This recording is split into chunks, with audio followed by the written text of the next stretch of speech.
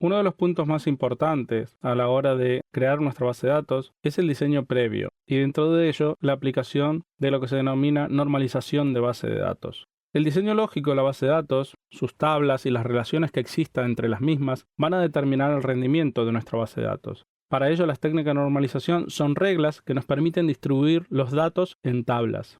Existen 6 formas normales: la primera forma normal, segunda forma normal, tercera forma normal, la forma normal de voice code, luego la cuarta forma normal y quinta forma normal. Se aconseja llegar hasta la tercera forma normal. Hay que tener en cuenta que una cierta normalización suele mejorar el rendimiento, pero solo hasta cierto punto. Hay que recordar que cuanto mayor sea el grado de normalización, mayor será la complejidad de las uniones y un exceso de uniones relacionales complejas que involucran a muchas tablas puede afectar negativamente al rendimiento de la base de datos. Por lo tanto, como la mayoría de los sistemas normalizan solo hasta la tercera forma normal, vamos a encararlo desde este punto de vista.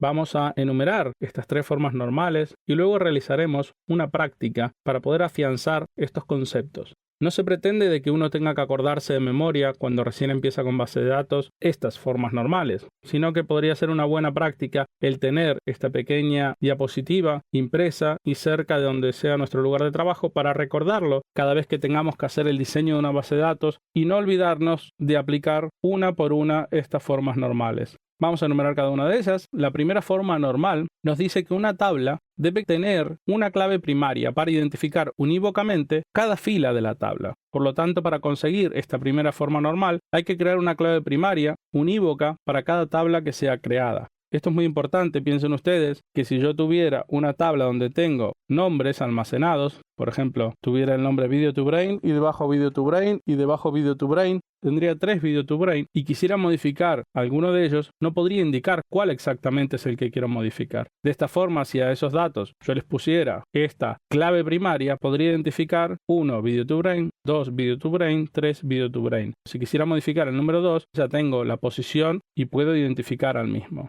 Luego tenemos la segunda forma normal, que para conseguirla debemos tener nuestra base de datos ya con primera forma normal y proceder a desplazar los atributos que sean redundantes a otras tablas aparte. Esto quiere decir lo que veamos que se repita, desplazarlo. Finalmente, se dice que para conseguir la tercera forma normal hay que eliminar las columnas que no dependan de la clave primaria de la tabla. Una tabla solo debe conservar los datos correspondientes a un único tipo de entidad. Normalmente, la tercera forma normal suele salir por sentido común. Si ustedes ya trabajan con diseño web, normalmente están acostumbrados a separar esa información y no mezclar. ¿Qué quiero decir con esto? Que si están trabajando con productos en un área de su sitio y por otro lado con novedades, pues son 2 tipos distintos, no son entidades similares. Por lo tanto, ya ustedes mismos van a separar y van a saber que, bueno, los productos los manejo por este lado, las novedades por este otro. Igualmente, tenerlo en cuenta. Una pequeña recomendación que es de tratar de mantener al mínimo la cantidad de columnas que sean susceptibles de contener valores nulos. Solo utilizarlos cuando realmente sea necesario, o sea, utilizarlos de una forma razonable. Dicho esto, vamos a proceder a realizar una serie de ejercicios prácticos para tratar de aplicar estas 3 formas normales.